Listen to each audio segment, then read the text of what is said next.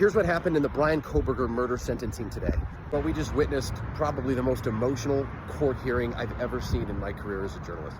Here at the Ada County Courthouse in Boise, Idaho, Bryan Kohberger was sentenced to die in prison for the deaths of those 4 University of Idaho students. 15 separate speakers got up today, family members and parents, aunts and uncles, grandfathers, grandmothers, friends, roommates, and spoke about the horrors, the way that these beautiful souls were ripped from their lives. And an explosive moment, Kaylee Gonzalez's parents, specifically her father and sister, berated Kohberger for about 10 minutes, finding every insult they can to try to make him flinch in any way. Kohberger sat totally motionless. I mean, I don't even know if I saw him blink.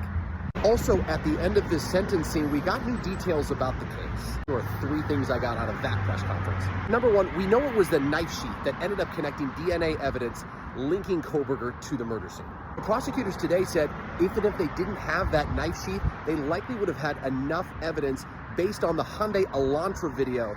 They would have been able to scour the region for Hyundai Elantras, get to the registered owners, and probably have tracked down Kohberger anyway. Number 2, and this was hard to believe in a lot of ways. Despite the thousands of hours of investigation, despite the man hours, the personnel, all the tools and tricks that investigators have, they still have no clear connection between Kohberger or any of the victims. Social media, nothing. To this day, a motive is still a mystery, and it will likely remain a mystery.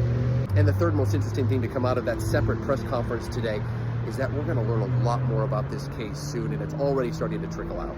Steve Gonzalez was briefed by prosecutors, and now that the gag order's lifted, he's able to tell us details, and he said it is more brutal of a murder scene than you can even imagine, more brutal than any of us realized. I'm not going to say details here because it's pretty graphic, but we'll likely see this as more documents are released by police and prosecutors in the days and weeks ahead in this case now that the gag order is lifted.